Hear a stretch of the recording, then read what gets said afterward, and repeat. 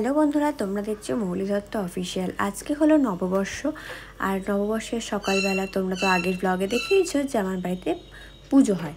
তো সেই পুজোর জোগাড় করতেই আমি বসেছি শাড়ি টাড়ি পরে, কারণ নববর্ষ আমাদের বাঙালিদের মানেই তো বাঙালিয়ানা। আর বাঙালিয়ানার আরেকটা রূপ হলো শাড়ি পরা, মানে আমাদের ট্র্যাডিশনাল যে অ্যাটায়ার রয়েছে সেটা পরে। ওয়েস্টার্ন কস্টিউম তো আমরা সারা বছর পরি, কিন্তু এই ট্র্যাডিশনাল জিনিসপত্র একমাত্র পুজো পার্বণেই পরা হয়। তো ঠাকুরমশাই চলে এসছে আর পুজোও শুরু হয়ে গেছে। তো চলো পুজোটা আবার মন দিয়ে দেওয়া যাক, আর তোমরাও দেখতে থাকো।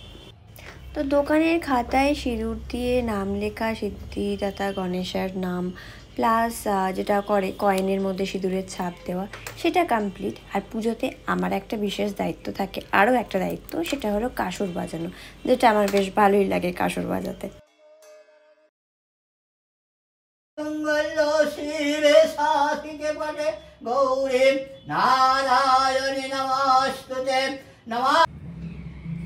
আমি যেহেতু পুজোতে মোটামুটি ব্যস্তই ছিলাম, তাই ক্যামেরার দায়িত্ব ছিল বাবার আর মায়ের ওপরে।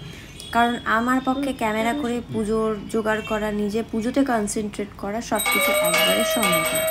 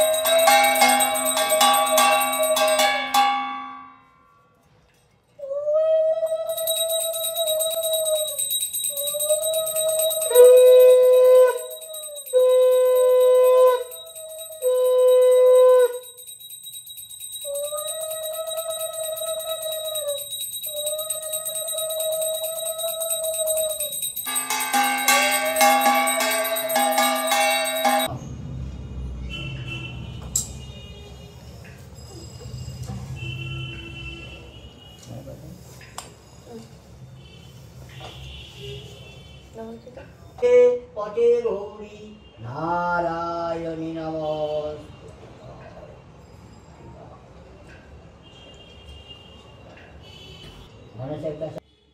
তো পুষ্পাঞ্জলি শেষ হয়ে গেছে, এবার আমরা যাব নিচে, মানে আমাদের বাড়ির নিচেই আমাদের দোকান।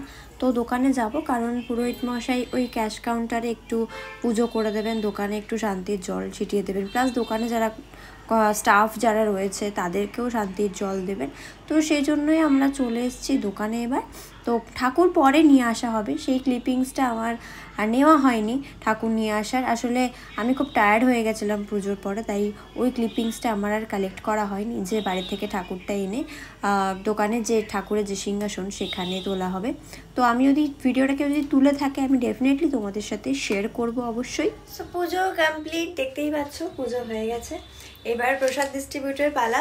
সকলকে জানাই শুভ নববর্ষ। আরও একবার নতুন বছর খুব ভালো করে সুস্থভাবে কাটাও নিজেদের প্রিয় মানুষের সাথে, যেন সবার নতুন বছর কাটে আর সবার জন্য মনস্কামনা পূর্ণ হয়। আমাকেও তোমরা অনেক অনেক আশীর্বাদ করো, আর অবশ্যই এই ভিডিওটা লাইক, কমেন্ট অ্যান্ড শেয়ার করতে ভুলো না। দেখা হবে খুব শিগগিরই অন্য একটা ভিডিওতে।